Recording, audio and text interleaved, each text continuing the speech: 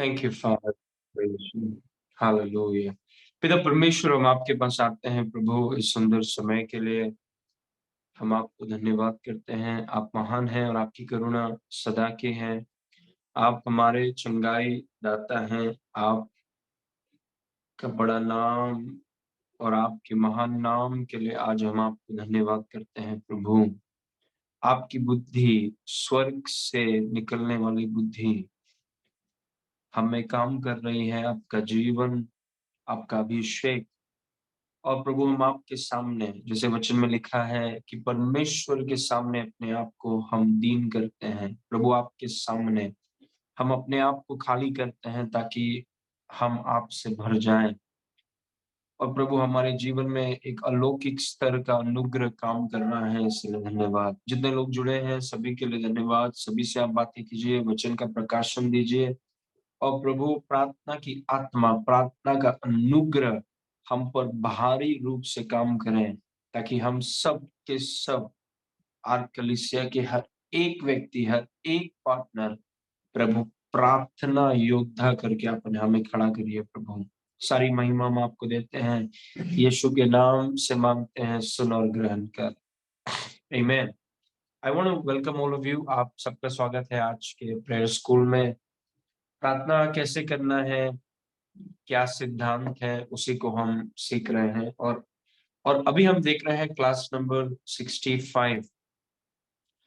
64 classes हो चुके हैं। अगर आप प्रार्थना में और बढ़ना चाहते हैं, और हमेशा याद रखिए कि वचन खाना है, इट इज फूड।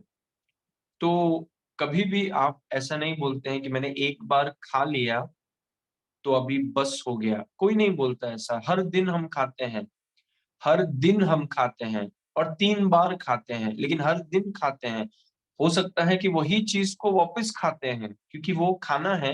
परमेश्वर का वचन भी खाना है। आपने एक बार सुना होगा, आपको थोड़ा आइडिया मिल गया, लेकिन फिर ऐसा मत करिए कि फिर वापस कभी आप उसको अगर नहीं सुनते तो वो सही नहीं है। परमेश्वर का वचन खाना है, इट इज फूड। जैसे आपके शरीर को खाने की जरूरत है, वैसे ही आपकी आत्मा को परमेश्वर के वचन की जरूरत है। हर दिन अपनी आत्मा को आप जरूर खिलाइए। और कई बार आप देखेंगे कि वही चीज को अगर आप वापस सुनेंगे तो और ज्यादा प्रकाशन आपको मिलेगा। Praise God. और एक ही प्रचार को 3-4 बार सुनेंगे तो और ज्यादा प्रकाशन आपको मिलेगा। कभी भी अज्यूम मत करिए कि मुझे आता है, मुझे समझ गया। नहीं, परमेश्वर का वचन खाना है, इट इज फूड। और इसीलिए हमें हर दिन उसे खाना है। Every day we have to eat. और एक अच्छा तरीका है खाने का, व्यक्तिगत अध्ययन करना भी बहुत अच्छा है, लेकिन अभिषेक दासों की शिक्षाओं को लगातार सुनना से हमारा आत्मा पोषित होता है। Praise God. ओके, तो हम सीख रहे थे प्रभु की प्रार्थना, द लॉर्ड्स प्रेयर के विषय में हम सीख रहे थे। आज हम पार्ट नंबर 4 देखेंगे लॉर्ड्स प्रेयर का। और उसके पहले जो मैंने पिछले टाइम भी आपको बताया, लूका 11 में लिखा है, फिर यीशु किसी जगह में प्रार्थना कर रहा था, और जब वह प्रार्थना कर चुका तो उसके चेलों में से एक ने उससे कहा, हे प्रभु, जैसा यूहन्ना ने अपने चेलों को प्रार्थना करना सिखलाया, वैसे ही हमें भी तू सिखा दे। अभी यीशु मसीह के जीवन में प्रार्थना इतना इम्पोर्टेंट था। और कई बार लोग बोलते हैं कि प्रार्थना उन्हीं के लिए होता है जिनके पास और कोई काम नहीं है। नहीं, और वो गलत है। अगर वो हमारी मानसिकता है तो वो गलत है। जितने विश्वासी सांस ले रहे हैं, हर एक सांस लेने वाले विश्वासी के लिए प्रार्थना जरूरी है। It is important. Praise God. तो हम जो भी क्षेत्र में है, सेवकाई में है, व्यापार में है, कोई भी फील्ड में हो, बिजनेस में भी क्यों ना हो, या फिर हम पढ़ाई क्यों ना कर रहे हो, स्टूडेंट क्यों ना हो, आप कोई भी फील्ड में हो, आपके लिए आपके प्रभु यीशु मसीह ने ये बताया, सफल होने के लिए प्रार्थना आवश्यक है। It is important. बिना प्रार्थना के आपका सफलता लास्टिंग नहीं रहेगा, बना हुआ नहीं रहेगा। और किसको चाहिए थोड़े समय का सफलता? We don't want few moments of success, we want lasting success. हम एक ऐसी सफलता चाहते हैं जो बना रहे हैं। और इसीलिए प्रार्थना, यीशु का जीवन जो हमारे लिए आदर्श है, the one who is a role model for us, जो हमारे जीवन का आदर्श और स्टैंडर्ड है, उसके जीवन को जब हम देखते हैं तो हम देख रहे हैं कि ये व्यक्ति कितना समय प्रार्थना में बिताता, प्रार्थना के प्रति इसका जो कमिटमेंट था, प्रार्थना के प्रति इसका जो प्रायोरिटी था, ये कभी प्रार्थना छोड़ता नहीं। व्यक्तिगत प्रार्थना इस व्यक्ति के लिए बहुत बड़ी बात थी। और फिर चेलों ने वो देखा, फिर चेलों मजबूर होकर पूछे, क्योंकि एक व्यक्ति को बार-बार आप करते हुए देख रहे हैं प्रार्थना और उनके जीवन में इतना बड़ा रिजल्ट्स देख रहे हैं, तो आपको आपको आप जानना चाहते हैं कि ये व्यक्ति करता कैसे है प्रार्थना, क्योंकि इनके जीवन में ऐसा रिजल्ट्स है। प्रेज़ गॉड, उनका चरित्र भी बढ़िया है। Praise God. तो किसी ने उनसे पूछा कि हमें अभी आप प्रार्थना करना सिखाइए, और वही यीशु मसीह ने मत्ती 6 में जो जिसको हम फोकस कर रहे हैं, यीशु मसीह ने उनसे कहा, सो तुम इस रीति से, मतलब इस प्रार्थना को मत दोहराते रहना, लेकिन इस रीति से प्रार्थना किया करो। कुछ लोग प्रार्थना में इसी प्रार्थना को 25 बार दोहराते हैं, कुछ चीजों को हाथ में रख के ऐसा घुमा-घुमा के इसी चीज को 50 बार, 100 बार प्रार्थना करते हैं, वो प्रार्थना नहीं है। Praise God. जब आप प्रार्थना करते हैं, आप एक व्यक्ति के साथ बात कर रहे हैं, उनके साथ चीज़ों को बता रहे हैं, सुन रहे हैं, बोल रहे हैं, प्रेज़ गॉड, उसकी आराधना कर रहे हैं, उनके वचन में समय बिता रहे हैं। तो प्रभु ने कहा, इसको मत करना, लेकिन इस रीति से करना, इन दिस मैनर, मतलब इसके कुछ सिद्धांतों को लेकर अपनी प्रार्थना में लागू करना। सो तुम इस रीति से प्रार्थना किया करो, हे हमारे पिता। तो मतलब हमारी प्रार्थनाएं हमेशा पिता की तरफ होती है, चाचा की तरफ नहीं। हे हमारे पिता, तू जो स्वर्ग में है, तेरा नाम पवित्र माना जाए। और हमने पहली बार देखा कि परमेश्वर की प्रशंसा करना कितना जरूरी है। हर बार जब आप वचन पढ़ें, वचन में ढूंढिए कि यीशु मसीह की बढ़ाई कौन से वचन में की गई है, और प्रार्थना के समय में आप उसकी बढ़ाई करिए। Just magnify him. Praise God. आपके बड़ा, उसको बड़ा करने से वो बड़ा होता नहीं है, वो पहले से बड़ा है। हमारा उसको बड़ा करने से वो हम में बढ़ जाता है। Praise God. परेशानियां छोटी हो जाती हैं। आमीन। उसको बड़ा करने से वो बड़ा नहीं होता। यदि आप उसकी बढ़ाई करेंगे तो आप में वो बढ़ जाएगा, बाकी सारी चीजें छोटी हो जाएंगी। Praise God. सो तुम इस रीति से प्रार्थना किया करो, हे हमारे पिता, तू जो स्वर्ग में है, तेरा नाम पवित्र माना जाए। फिर हमने दूसरा पॉइंट पढ़ा, तेरा राज्य आए, तेरी इच्छा जैसे स्वर्ग में पूरी होती है वैसे पृथ्वी पर भी हो। परमेश्वर ने, यीशु मसीह ने प्रार्थना में राज्य को बढ़ावा दिया। परमेश्वर खुद की इच्छा को नहीं, खुद के घर को नहीं, राज्य को बढ़ावा दिया, परमेश्वर के इच्छा को बढ़ावा दिया। Praise God. और हमें भी वो करना चाहिए। फिर मैंने तीसरा चीज आपको सिखाया था कि हमारे दिन भर की रोटी आज हमें दे दें। ये पॉइंट सिखाने के समय में मैंने आपसे कहा था कि ये पॉइंट पिता के प्रावधान पर गौर करता है कि हमारा पिता जो पक्षियों को, और मैंने प्रोस्पेरिटी के समय में भी सिखाया, प्रोस्पेरिटी के विषय में मैंने आपको कहा है, सही प्रोस्पेरिटी जो बहुत विश्वासी नहीं जानते हैं। सही प्रोस्पेरिटी का मतलब है अपने ऊपर से नजर हटाओ और यीशु पर नजर को डालो। वो है ट्रू प्रोस्पेरिटी मैसेज। जैसे उद्धार के लिए आप खुद की तरफ नहीं उनकी तरफ देखते हैं, वैसे ही आर्थिक उन्नति के लिए भी खुद की तरफ मत देखिए, उसकी तरफ देखिए। वो आपकी जरूरतों को पूरा करेगा। और उनके प्रावधान के बारे में ये पॉइंट था। ठीक है, 12वें पॉइंट, 12वां वचन लिखा है, और जिस प्रकार हमने अपने अपराधियों को क्षमा किया है, वैसे ही तू भी हमारे अपराधों को क्षमा कर। ओके। एंड वर्स नंबर 13 जो प्रार्थना का आखिरी भाग है, और हमें परीक्षा में न ला, परंतु बुराई से बचा, क्योंकि राज्य और पराक्रम और महिमा सदा तेरी ही है। आमीन। तो आज जो चौथा पाठ है, वो आज हम इस वचन पे फोकस करने वाले हैं। मत्ती 6 के 12 में यीशु मसीह ने ये प्रार्थना किया पिता से, जिस प्रकार हमने अपने अपराधियों को क्षमा किया है, वैसे ही तू भी हमारे अपराधों को क्षमा कर। Praise God. ये प्रार्थना में प्रभु ने कहा इस रीति से प्रार्थना करें, मतलब इसमें कोई रीति छुपा हुआ है, इसमें कोई सिद्धांत छुपा हुआ है जो हमें अपनी प्रार्थना में करना जरूरी है। और वो सिद्धांत क्या है? वो मैं आपको थोड़ा बताना चाहता हूँ। सबसे पहली बात, बी क्विक टू रिपेंट। प्रायश्चित करने में शीघ्रता करें या करो। प्रायश्चित करने में शीघ्रता करो। अभी भी कभी भी जब यीशु मसीह ने प्रार्थना किया, जैसे हमने क्षमा किया है वैसे तू भी हमें क्षमा कर। वो सिद्धांत क्या है? वो सिद्धांत ये है कि मन फिराने में जल्दबाजी करिए। जब भी आप गलत हैं परमेश्वर के सामने, जब भी प्रभु आपको बताता है कि आप गलत हैं, अपनी गलती को मान लीजिए और मन फिराइए। Praise God. परमेश्वर का वचन नीति वचन में कहता है, जो मन नहीं फिराता, मतलब जो प्रायश्चित नहीं करता, वो तबाह हो जाएगा। He who refuses to be corrected will be destroyed. Praise God. Without correction there is no growth. अगर आप बढ़ना चाहते हैं तो आप और मैं सुधारे जाएंगे, और अगर हम सुधारना नहीं चाहते तो हम बढ़ेंगे नहीं। तो सबसे पहला सिद्धांत जो है कि अगर आप चाहते हैं कि आपका प्रार्थना जीवन बेहतर हो, प्रभावशाली हो, टाइम पास ना हो, तो हमें प्रायश्चित करने में हमें शीघ्र होना है। We have to be quick to repent. आपने किसी को कुछ बोल दिया और आप जानते हैं कि वो गलत है, तुरंत पिता से पश्चाताप कीजिए, उस व्यक्ति से पश्चाताप कीजिए। कुछ आपने ऐसा किया और पिता आपको बता रहा है कि वो गलत है, आपका हृदय आपको दोष दे रहा है, उसी समय आप पश्चाताप करिए। Be quick to repent. जैसे यीशु मसीह ने ये सिद्धांत हमें सिखाया कि जैसे हमने दूसरों को माफ किया है वैसे आप हमें माफ कीजिए। पश्चाताप के बारे में है, प्रायश्चित के बारे में, मन फिराने के बारे में है कि आप मुझे माफ कीजिए। मुझसे गलती हो गई पिता, मुझे आप माफ कीजिए। मुझे जैसा बोलना चाहिए था वैसे मैंने बोला नहीं।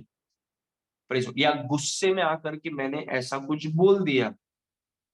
Praise God. तो सबसे पहली गलती हमेशा पिता के खिलाफ होती है।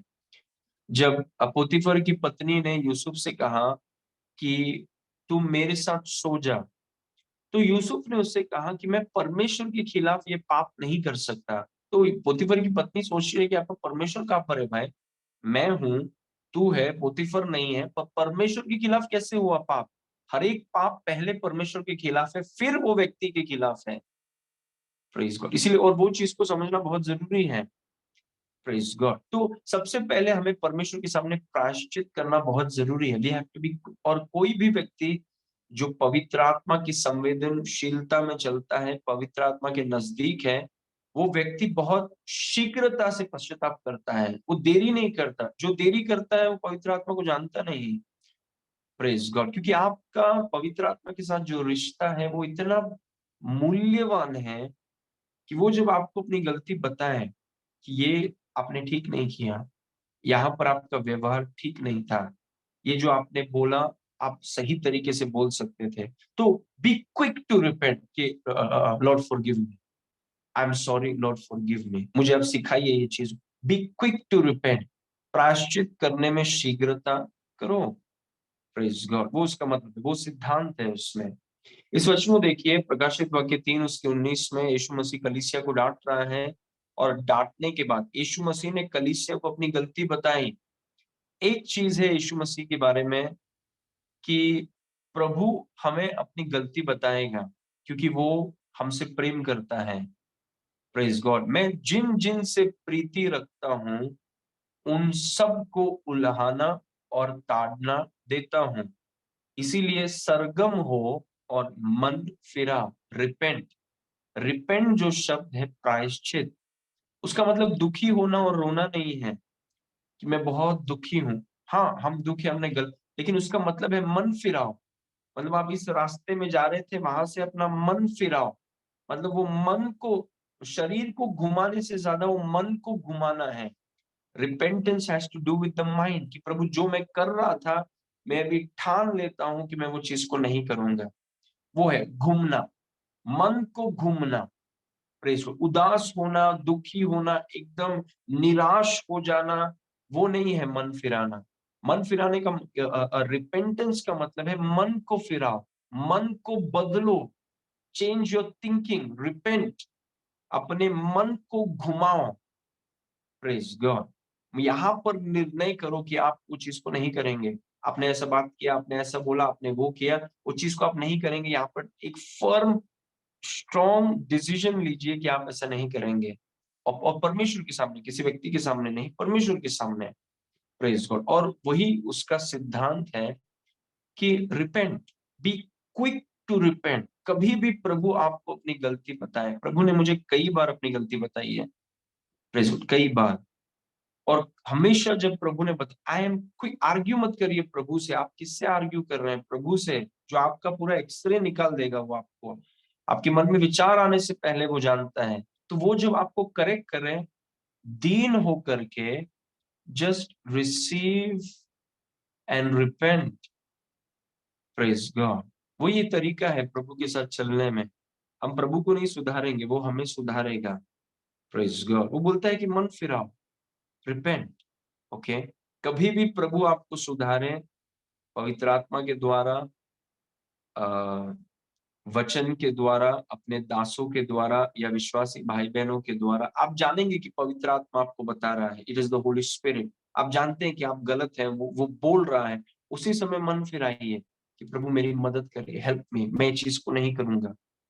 Praise God. ओके। इस वचन को देखिए, पहला यूहन्ना 3:21। हे प्रियो, यदि हमारा मन या हृदय हमें दोष न दे, तो हमें परमेश्वर के सामने हियाव होता है। मतलब कई बार, अभी देखिए, मैं आपको बताना चाहता हूं कि रिपेंट या मन फिराना हम हर दिन नहीं करते हैं।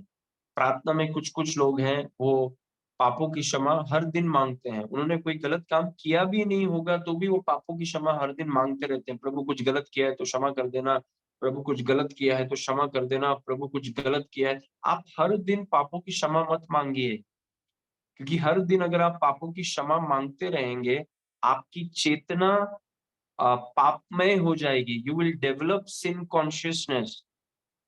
Praise God. और हमें धार्मिकता चेतना होनी चाहिए, पाप की चेतना नहीं होनी चाहिए। इसीलिए पाप से प्रायश्चित करना, पाप का अंगीकार करना हर दिन नहीं करना चाहिए। कभी भी अगर आपने कुछ गलत किया है, तब आपका हृदय आपको दोष दे, वो सिग्नल आपको पता चलेगा कि आपने सही नहीं बोला, आपने ये चीज को सही, आपके हृदय से, क्योंकि आपने नया जन्म पाया है, पवित्र आत्मा वहां पर है, आपके हृदय में आपको पता चल जाएगा कि आपने गलत किया है। उस व्यक्ति के साथ आपको ऐसा बात नहीं करना चाहिए था, वो आपको उस समय पता चलेगा। हर दिन का ये हर दिन का ये डायलॉग नहीं है कि प्रभु अगर कुछ गलत किया तो क्षमा कर देना, प्रभु अगर कुछ गलत किया तो क्षमा कर देना, प्रभु कुछ गलत किया है तो क्षमा कर देना। मतलब ये क्या है? ये हर दिन की, हर दिन नहीं करना है आपको। जब आपने कुछ गलत किया है, आपको पता चलेगा, यू विल नो। सर्वशक्तिमान परमेश्वर आप में रहता है। और अगर एक सोचिए, जब पवित्र आत्मा किसी, उसका हृदय उस व्यक्ति को दोष दे कि तुमने ये गलत किया, या पवित्र आत्मा उस व्यक्ति को बताए कि तुमने ये गलत किया, और अगर वो व्यक्ति पश्चाताप नहीं करता, तो धीरे धीरे धीरे धीरे धीरे उसका हृदय एकदम कड़क हो जाएगा। मतलब पवित्र आत्मा के प्रति वो व्यक्ति बिल्कुल भी एकदम लापरवाह हो जाएगा।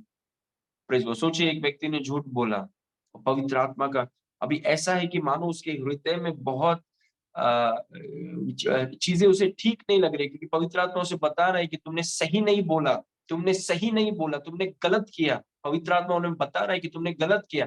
और उस व्यक्ति, उस समय उस व्यक्ति को अपना मुंह खोल के बोले, प्रभु मुझसे गलती, मुझे अब क्षमा कीजिए। लेकिन अगर वो नहीं करता, तो ऐसे वो करते रहेगा जब तक उसका हृदय एकदम कठोर हो जाएगा, पवित्र आत्मा के प्रति कठोर हो जाएगा। पवित्र आत्मा चिल्ला चिल्ला कर भी वो व्यक्ति को कुछ बोलेगा तो वो सुनेगा नहीं, क्योंकि वो पवित्र आत्मा के प्रति सेंसिटिव नहीं है, वो सुधरना नहीं चाहता। Praise God. और ऐसे लोग पवित्र आत्मा के आवाज को धीरे धीरे करके फिर सुन ही नहीं पाएंगे, क्योंकि वो सुधरना नहीं चाहते हैं। Praise God. और मैं आपको बोल रहा हूं कि अगर जब आप गलत करें, और हम सबसे गलतियां होती हैं, we all do mistakes.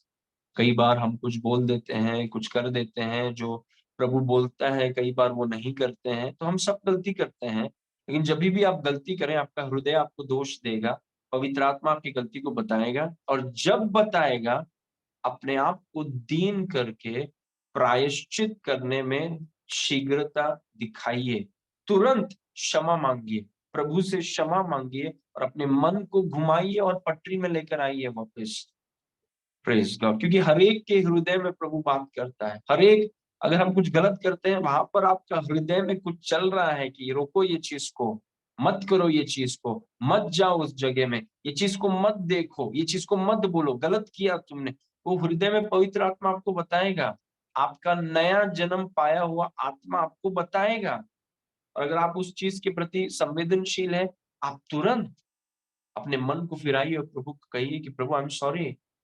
Praise God. Okay, इस वचन को देखिए, पहला यूहन्ना 1:9, उसमें लिखा है कि जब भी यदि हम अपने पापों को मान लें तो वो हमारे पापों को क्षमा करने और हमें सब अधर्म से शुद्ध करने में विश्वास योग्य और धर्मी है।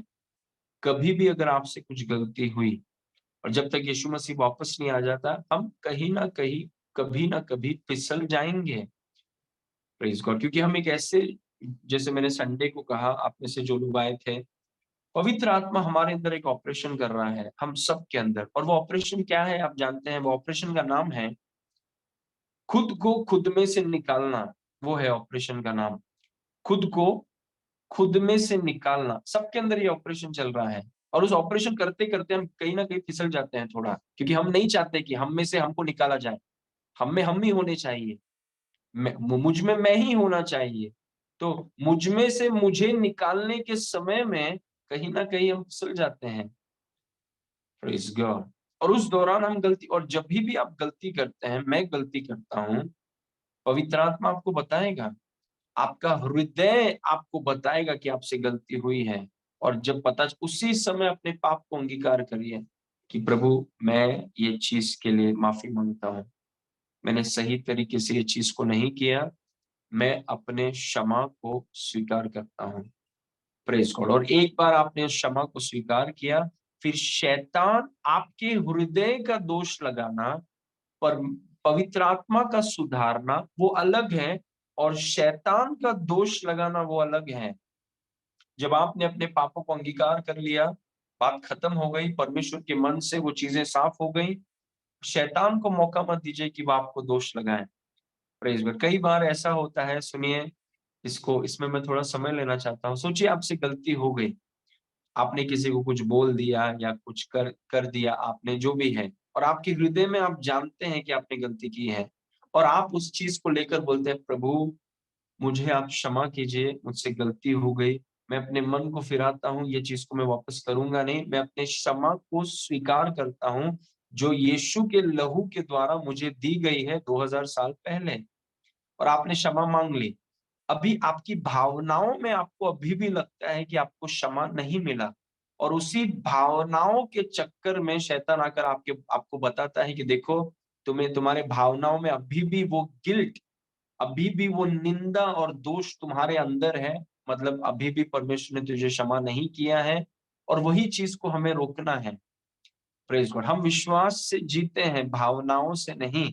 आपने अपने पापों को अंगीकार कर लिया, आपकी वो पाप की क्षमा आपको मिल गई। आपकी भावनाएं बोलेंगे कि नहीं हुआ पाप की क्षमा, लेकिन आपको अपने भावनाओं से बातें करना है कि हम भावनाओं से नहीं जीते, हम विश्वास से जीते हैं। और मैं इसीलिए क्षमा नहीं हूं क्योंकि मुझे अच्छा लग रहा है, मैं इसीलिए क्षमा हूं क्योंकि वचन में लिखा है अगर मैं अंगीकार करूं तो वो मुझे क्षमा करता है। Praise God. कोई फर्क नहीं पड़ता मुझे कैसा लग रहा है, मैं लगने और भावनाओं के हिसाब से नहीं चलता हूं, मैं वचन के अनुसार चलता हूं। और मैंने अपने पापों को अंगीकार कर लिया है, प्रभु ने मुझे क्षमा दे दिया है, चैप्टर क्लोज, आगे बढ़िए।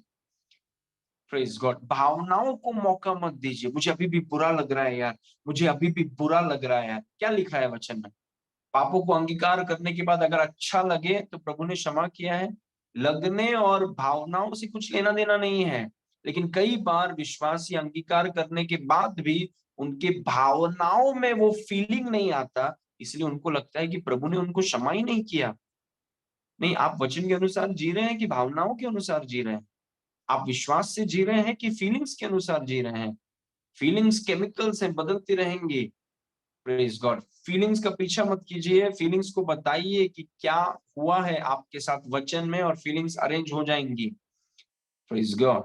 तो एक सिद्धांत जो हमने सीखा वो ये है, पश्चाताप करने में शीघ्रता दिखाइए। तुरंत गलती हो गई तो father I am sorry forgive me. हर दिन नहीं, जब भी पिता आपको करेक्ट करें, जब भी आपका हृदय आपको दोष दे, पिता के सामने अंगीकार करिए कि Lord I am sorry. Praise God. वो बताता है कि आपका हृदय पिता के सामने कितना सेंसिटिव है। Praise God. जो पश्चाताप करने में बहुत देरी लगता है किसी को, वो इसीलिए है क्योंकि यीशु के साथ वो व्यक्ति बैठता नहीं है। Praise God. ओके, दूसरा चीज उसका मतलब क्या है? Walking in love is essential to an effective prayer life. एक प्रभावशाली प्रार्थना जीवन के लिए प्रेम में चलना आवश्यक है। अगर आप चाहते हैं, जब इनफैक्ट जब यीशु मसीह ने कहा कि हमें क्षमा कीजिए, मतलब यीशु क्या बोल रहा था? वो प्रेम में चलने के विषय में बोल रहा था कि अगर आप चाहते हैं कि आपका प्रार्थना जीवन प्रभावशाली हो, कौन नहीं चाहता? कौन प्रार्थना में टाइम पास करना चाहता है कि प्रार्थना करते जा रहे हैं 2 साल 4 साल, कुछ रिजल्ट्स नहीं है, फिर भी करते जा रहे, कौन चाहता है ऐसा प्रार्थना जीवन? हम सब चाहते हैं कि जब हम प्रार्थना करें तो इफेक्टिव हो, रिजल्ट्स हो, सॉल्यूशंस होने चाहिए। और एक तरीका प्रभावशाली प्रार्थना जीवन का वो है कि आपको और मुझे प्रेम में चलना होगा। It is a must. इसके बगैर प्रार्थना जीवन प्रभावशाली नहीं हो सकता। Praise God. तो एक प्रभावशाली प्रार्थना जीवन के लिए प्रेम में चलना आवश्यक है। It is essential, it is inevitable, अनिवार्य है और ये जरूरी है। इसके बगैर प्रार्थना को उत्तर नहीं हो सकता। Praise God. इस वचनों को देखिए, मत्ती 5 उसके 23 में लिखा है, इसीलिए यदि तू अपना भेंट वेदी पर लाए और वहां तू स्मरण करे कि मेरे भाई के मन में मेरी ओर से कुछ विरोध है, तो अपनी भेंट वहीं वेदी के सामने छोड़ दें। How powerful. वर्स 24। और जाकर पहले अपने भाई से मेल मिलाप कर तब आकर अपनी भेंट चढ़ा। तो प्रार्थना के विषय में बोल रहे हैं कि प्रभु के सामने प्रार्थना करने बैठो और तुम्हारे मन में कोई विचार आए कि देखो ये व्यक्ति के साथ मेरा ठीक नहीं, वो व्यक्ति के साथ मेरा ठीक नहीं, मेरे मन में किसी के प्रति कड़वाहट है, मेरे मन में किसी के प्रति उल्टा सीधा है, कड़वाहट है, बिटरनेस है, ये है, नफरत है, ईर्ष्या है, जलन है। प्रभु बोलता है कि भेंट देने से पहले उसको साइड में रखो, क्योंकि वो कड़वाहट के साथ अगर आप भेंट देंगे, आपका भेंट व्यर्थ गया। It is a waste. क्यों प्रभु हमें बता रहे? क्योंकि प्रभु हमें सिद्धांत को बता रहे, शोइंग अस प्रिंसिपल्स। किसी ने कहा कि नहीं नहीं मेरे को फर्क नहीं पड़ता, मेरा नफरत रहेगा, बिटरनेस रहेगा, कुछ भी रहेगा, मैं तो प्रार्थना करूंगा। हाँ, ये आप टाइम टाइम वेस्ट कर रहे हैं। आप वचन के ऊपर कोई नहीं है। Nobody is above the word. हम सब वचन के अधीन हैं और हम सबको वचन के नीचे अपने आप को लेकर आना है।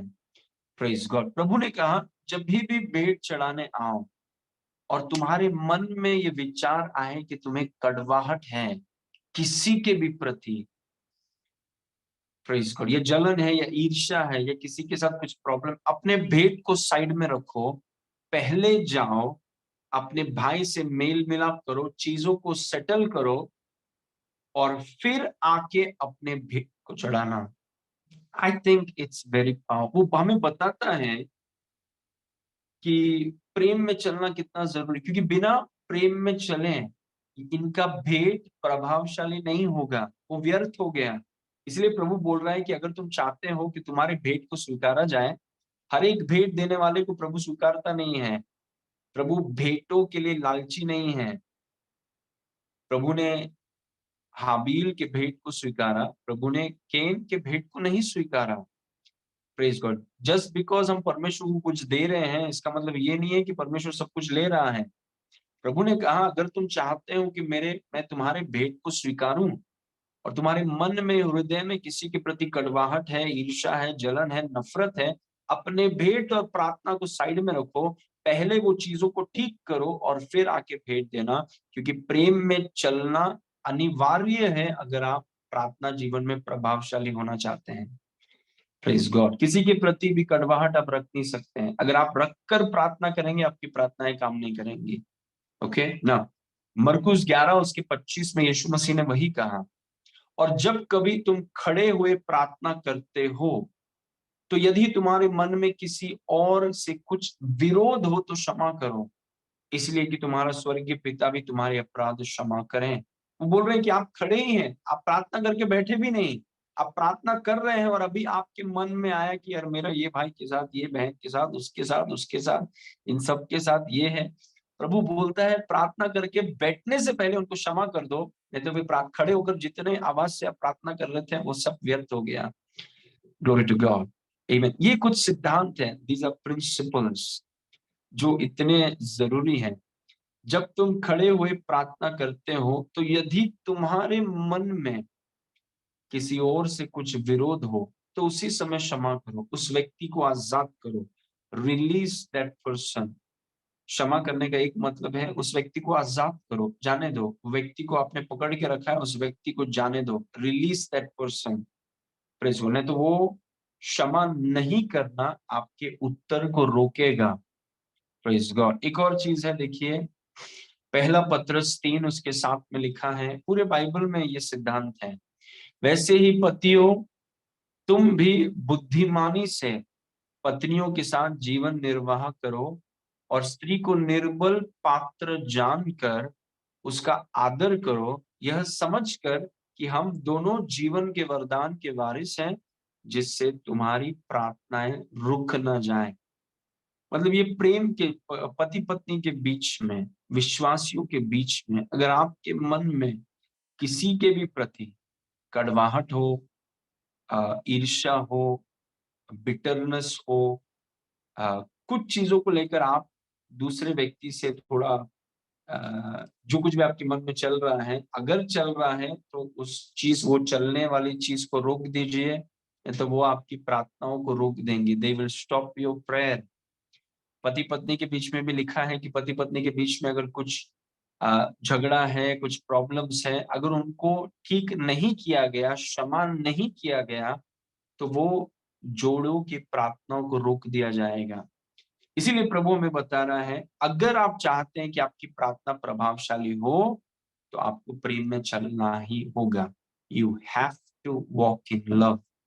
Praise God. Okay, now number 3, you walk in love because Jesus first loved you. Praise God. क्यों मैं प्रेम में चलता हूं? आप प्रेम में इसीलिए चलते हैं क्योंकि यीशु ने पहले आपसे प्रेम किया। ये मैंने कई बार मुझे लगता है जब से कलीसिया शुरू हुई है तब से बताया, क्योंकि प्रकाशन आपके जीवन को आसान कर देगा। जब प्रभु बोलता है प्रेम में चलो, इसीलिए नहीं क्योंकि वो व्यक्ति अच्छा है या बुरा है।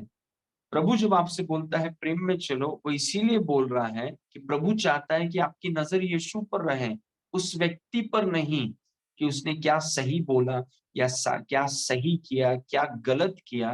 प्रभु बोल रहा है कि तुम प्रेम पर इसीलिए चलो क्योंकि मैंने तुमसे प्रेम किया है। That's all. प्रभु ने ये नहीं कहा कि प्रेम उस व्यक्ति से इसीलिए करो क्योंकि वो तुम्हारा भाई है, बहन है, दोस्त है, दूर का दोस्त, नजदीक का दोस्त। प्रभु ने कहा प्रेम इसीलिए करो क्योंकि मैंने तुमसे प्रेम किया। मतलब प्रेम करने का लक्ष्य, ऑब्जेक्टिव, मोटिवेशन यीशु मसीह है। Praise Lord. किसी ने कहा कि क्यों तुमने उसे माफ किया, क्यों किया तुमने? हमने कहा कि क्योंकि यीशु ने मुझसे प्रेम किया। लोग सब सोच रहे हैं कि अच्छा वो उस व्यक्ति के बारे में, लेकिन उस व्यक्ति से लेना देना ही नहीं है। यीशु ने किया, यीशु ने किया इसीलिए मैंने किया। Praise God. बहुत फर्क पड़ता है, बिग डिफरेंस, जब आप अपनी नजर को अपनी गलती और दूसरों की गलतियों से उठाकर, वही प्रॉस्पेरिटी का जो मतलब एक सिद्धांत है मेरा, वो हर क्षेत्र में लागू होता है। जैसे मैंने प्रॉस्पेरिटी के बारे में कहा, खुद के ऊपर इतना मत देखिए, यीशु की तरफ देखिए। वैसे ही प्रेम में चलने के लिए दूसरों की तरफ मत देखिए कि वो क्या कर रहे हैं और क्या नहीं कर रहे हैं और कितना कर रहे हैं, या आप कितना कम कर रहे हैं या कितना ज्यादा कर रहे हैं। प्रेम में चलने के लिए भी यीशु की तरफ देखिए कि उसने आपसे कितना प्रेम किया। जितना अधिक आप उसको निहारेंगे, उस प्रेम की तरफ देखेंगे कि प्रभु यीशु ने आपसे कितना प्रेम किया है, मुझे लगता है कि आपके अंदर यीशु का प्रेम इतना बढ़ जाएगा कि दूसरों की गलतियां पिघल जाएंगी आपके सामने। Praise God. लेकिन यीशु की तरफ आप देखेंगे नहीं तो यीशु का प्रेम आपके सामने बहुत छोटा है और दूसरों की गलतियां बहुत बड़ी हैं। Praise God. इसीलिए I want to encourage you कि आप प्रेम में चलते हैं क्योंकि यीशु ने पहले आपसे प्रेम किया। ओके, इस वचन को देखिए, पहला यूहन्ना 4:19, we love him because he first loved us. हम इसीलिए प्रेम करते हैं, मतलब हम इसीलिए माफ करते हैं, इसीलिए दूसरों से प्रेम करते हैं कि पहले उसने हमसे प्रेम किया। हमने पहले नहीं किया, उसने पहले किया। और क्योंकि उसने पहले किया, हम उस प्रेम को लेकर, जो उसने पहले किया, उसको लेकर दूसरों को देते हैं। प्रेज को। इसीलिए ये प्रार्थना जीवन में बहुत जरूरी है। आपको क्षमा करना होगा, you have to do it, क्योंकि यीशु ने आपसे प्रेम किया है, उसने आपसे पहले प्रेम किया है, ताकि उस प्रेम को समझकर, उस प्रेम का प्रकाशन पाकर आप दूसरों को आसानी से प्रेम कर पाएंगे, इजीली। और वही प्रभु आपसे चाहता है। Praise God. अभी कुछ चीज को मैं बताना चाहता हूँ। मत्ती 6:12 में यीशु ने कहा, जिस प्रकार हमने अपने अपराधियों को क्षमा किया, वैसे ही तू भी हमारे अपराधों को क्षमा कर। ये पुराने नियम की प्रार्थना है। Praise God. पुराने नियम में आप प्रभु को, इसीलिए ये प्रार्थना को आज के दिन में आप नहीं कर सकते हैं। ये प्रार्थना में प्रभु बोल रहे हैं कि जैसे हम क्षमा करते हैं वैसे आप क्षमा कीजिए। ये पुराने नियम की प्रार्थना है। पर नए नियम में हमारी प्रार्थना क्या है? वो कोलोसियो 3:13 में है, यदि किसी को किसी पर दोष देने का कोई कारण हो तो एक दूसरे को सह लो। Praise God. क्यों? क्योंकि यीशु मसीह ने हमें सहा। और एक दूसरे के अपराध क्षमा करो, जैसे प्रभु ने तुम्हारे अपराध क्षमा किए वैसे ही तुम भी करो। तो इस वचन में थोड़ा अलग लिखा है, यीशु की प्रार्थना थोड़ा अलग है। यीशु ने प्रार्थना किया, जैसे हमने क्षमा किया है आप हमें क्षमा कीजिए। नए नियम की प्रार्थना में है, प्रभु आपने हमें क्षमा किया है इसीलिए हम दूसरों को क्षमा करते हैं। पूरा पिक्चर घूम जाता है। इसीलिए सिद्धांत को हम लेते हैं, लेकिन प्रार्थना नए नियम के अनुसार हम करते हैं। प्रभु ने शुरुआत की, प्रभु ने आपको क्षमा किया। God has forgiven you. आप सोच रहे हैं कि आपकी और मेरी गलती इतनी छोटी थी, बहुत बड़ी थी। हम प्रभु के दुश्मन थे, गुनहगार थे। हर एक विचार, हर एक क्रिया हमारे परमेश्वर के खिलाफ। Praise God. परमेश्वर के पक्के दुश्मन, परमेश्वर के बैरी, परमेश्वर से नफरत करने वाले लोग, और प्रभु ने हमें क्षमा किया।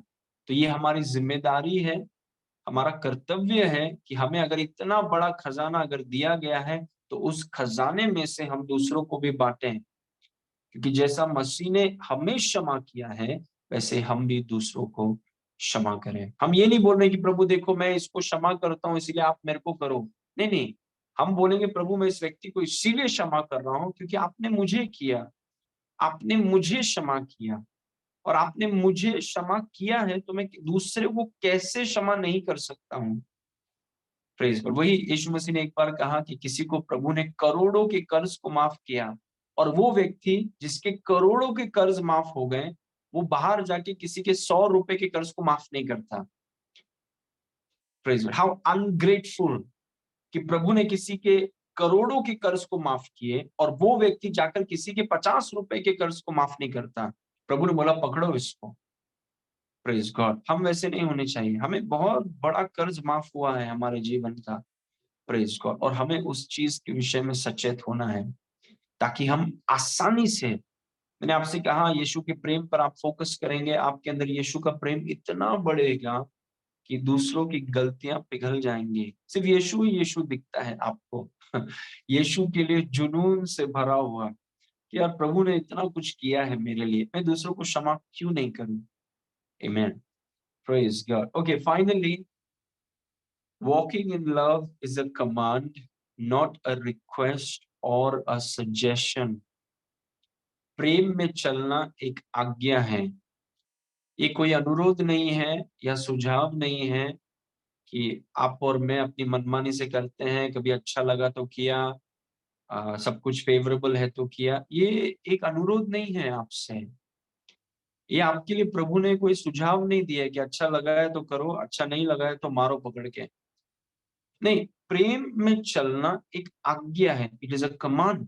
और कमांड क्यों है? क्योंकि वो हमारा प्रभु है, वो हमारे लिए जिम्मेदार है, हमारे घर की जरूरतों को, हमारे जीवन की सुरक्षा को, सारे चीजों के लिए वो जिम्मेदार है। और इसे एक जिसके ऊपर जिसको हमारे ऊपर जिम्मेदारी मिली है, वही व्यक्ति आज्ञा दे सकता है। और उसने हमें आज्ञा दिया, उसने कहा कि तुम्हें प्रेम में चलना है, you must walk in love. Praise God. हमें चलना हो, कोई फर्क नहीं पड़ता आपको क्या लग रहा है, आपको प्रेम में चलना ही है। Praise God. क्योंकि ये आज्ञा है, आपको आज्ञा दी गई है। यीशु मसीह ने यूहन्ना, मैं थोड़ा जल्दी जा रहा हूँ, 2-3 वचन है उसको हम स्किप करेंगे।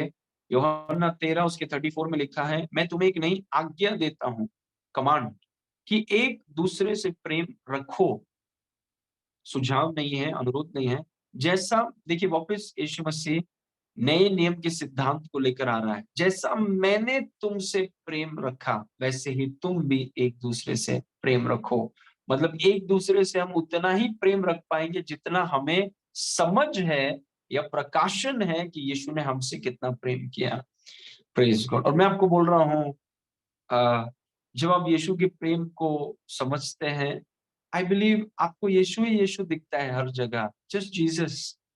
क्योंकि उन्होंने आपसे कितना प्रेम किया, how much he has loved you. क्या आपकी हैसियत को उसने बढ़ाया है, परमेश्वर के दाहिने हाथ में बिठाया है, अपना खुद का नाम दिया है, अपना खुद का वस्त्र दिया है। आप जब कोई व्यक्ति आपसे इतना प्रेम करता है, आप दूसरे व्यक्ति के बारे में सोच कैसे सकते हैं? ये एक रिश्ते के बारे में है। Praise God. जब हस्बैंड वाइफ में बहुत ज्यादा प्रेम होता है, उनको हस्बैंड वाइफ ही दिखता है। जब यीशु हमसे इतना प्रेम करता है, इतना हमारे बारे में सोचता है, मतलब कभी-कभी ऐसा लगता है कि हमारे पास टाइम भी है क्या दूसरे व्यक्ति के बारे में सोचने के लिए? क्योंकि एक ऐसा व्यक्ति इतना हमारे साथ प्रेम में डूबा हुआ, सो मच ही लव्स अस, इतना हमसे प्रेम कर, इतना जुनून और पैशन से प्रेम करने वाला व्यक्ति। Praise God. तो हम हमेशा ऐसा लगता है कि हम उसके धुन में रहते हैं, उसके ही धुन में हम रहते हैं, क्योंकि एक व्यक्ति हमसे इतना ज्यादा प्रेम। Praise God. इसलिए मन में और कोई है ही नहीं। आमीन। हमेशा उसके गुण गाते हैं, हमेशा उसकी बढ़ाई करते हैं, उसकी आज्ञा को, उसके वचन को हमारे मन में रखते हैं। आमीन। Okay, I will just show you, यीशु का एक एग्जांपल देके हम इसको खत्म करेंगे। ओके, अभी देखिए लूका 23 के 46 में यीशु मसीह ने एक प्रार्थना की। अभी यीशु मसीह के कपड़े फाड़ दिए गए हैं, उनके शरीर को मारा गया है, उनके सर पर कांटों का मुकुट लगाया गया है, हाथों में कीले, पैरों में कीले, पूरे शरीर में लहू, पीछे 39 कोड़े हैं, बहुत दर्द हो रहा है, सांस लेने में तकलीफ हो रही है। क्रूसिफिक्शन में सांस लेने में बहुत तकलीफ होती है, क्योंकि ओके, जब यीशु ने बड़े शब्द से पुकार कर कहा, हे पिता, मैं अपनी आत्मा तेरे हाथ में सौंपता हूँ, और यह कहकर प्राण छोड़ दिए। प्रभु ने प्रार्थना की कि प्रभु मैं अपना आत्मा आपके हाथ में सौंपता हूँ, ये वर्स नंबर 46 में। लेकिन ये बोलने से पहले यीशु मसीह ने दूसरा कुछ बोला, वो है verse number, same chapter 23 verse number 34 में। 46 में प्रभु ने प्रार्थना किया कि प्रभु मैं अपनी आत्मा आपके हाथ में देता हूँ, लेकिन वो बोलने से पहले 34 में देखिए यीशु ने क्या कहा, हे पिता, इन्हें क्षमा कर, क्योंकि ये नहीं जानते कि ये क्या कर रहे हैं। Praise God. अगर यीशु मसीह प्रेम में नहीं चलता तो उनकी प्रार्थनाओं को स्वीकारा नहीं जाता। I want to tell you, अगर यीशु मसीह प्रेम में नहीं चलता तो उनकी प्रार्थनाओं को स्वीकारा नहीं जाता। यीशु मसीह के लिए भी वो सिद्धांत लागू होता है, हमारे लिए भी वो सिद्धांत लागू होता है। हम सबको वो सिद्धांत के अनुसार चलना है, अगर हम चाहते हैं कि हमारी प्रार्थना प्रभावशाली हो। अगर आपके मन में किसी के भी प्रति कड़वाहट है, किसी के भी प्रति ईर्ष्या है, जलन है, या फिर कोई भी चीज है, तो आप उस व्यक्ति को आजाद करिए, रिलीज हिम, जाने दीजिए। और एक ऐसा व्यक्ति है जो आपसे बहुत ज्यादा प्रेम करता है, उसका नाम यीशु मसीह है, उसके प्रेम में डूब जाइए। प्रेज गॉड, बाकी कुछ नहीं दिखेगा आपको। आमेन, प्रेज गॉड। आइए प्रार्थना करेंगे। Thank you Lord. पिता परमेश्वर, हम आपको धन्यवाद करते हैं इस सुंदर समय के लिए, धन्यवाद जो हमने सुना उसके लिए धन्यवाद। प्रभु, आपने हमें ये सिद्धांत सिखाया कि हमें पश्चाताप करने में शीघ्र होना है और हमें अपने आप को आपके प्रेम में रखना है और हमें प्रेम में चलना है। ये एक आज्ञा है, हमें आपकी आज्ञा करने की ताकत दीजिए। सारी महिमा आपको देते हैं, यीशु के नाम से मांगते हैं, सुन और ग्रहण कर। आमेन, आमेन।